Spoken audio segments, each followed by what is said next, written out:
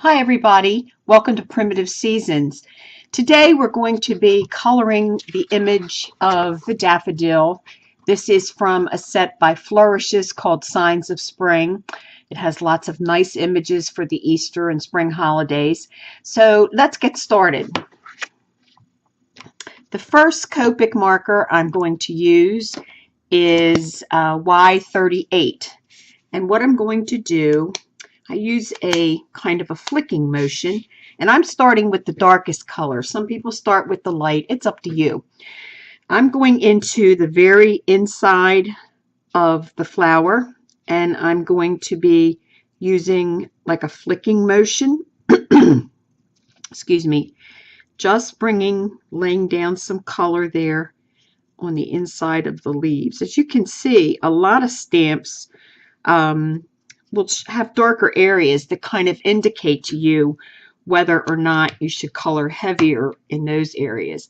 The next color I'm using is Y19, and I'm just going to pull out, again with the flicking motion, some of that darker color from the base and bring it down to the petals a little bit more. If you have a small space like this here, then you just kind of do the best you can. Bringing up more color again with the flicking motion, more down to the bottom of the petal. And the next one I'm going to use is Y04, and that's going to go and lighten up those tips a good bit. And you have to remember too, when you're using Copic markers, to use your Memento Tuxedo Black ink, because it won't smear with Copic markers. Okay, now that's not dark enough for me in the center, so I'm going to go back in with the Y35 and just darken those centers up a little more. And if you've done any kind of coloring, whether with paint or markers or colored pencils or whatever, you know it's the darker areas, the shadows, that really make for depth and dimension to the piece. Now for me, that's still not quite as dark as I would like, so I'm going to bring in Y28, which is kind of a brownish tone in the Y's.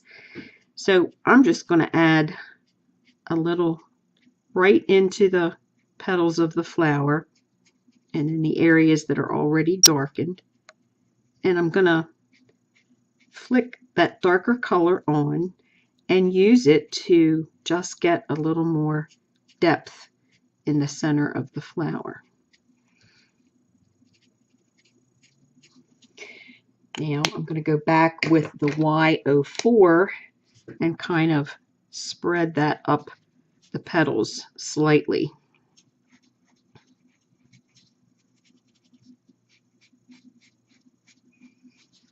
The motion of the brush tip helps you to blend the colors a little better. And one more time with the Y38 to again add a little darkness in the center.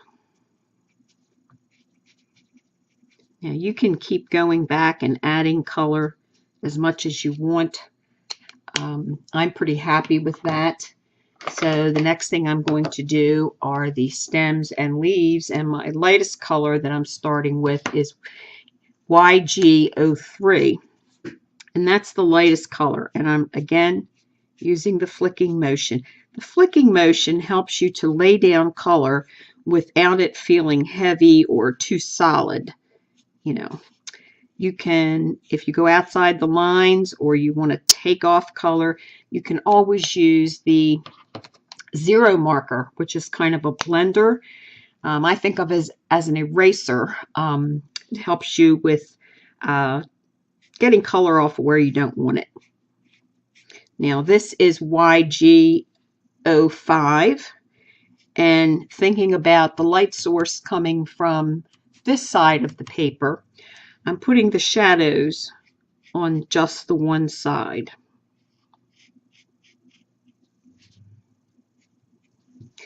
Now I'm going in with the darkest marker, which is YG17, and I'm just going to darken the one side of both the stems and the leaves. Now up here you're going to get a little darker because it's close to the flower and kind of tucking in under it.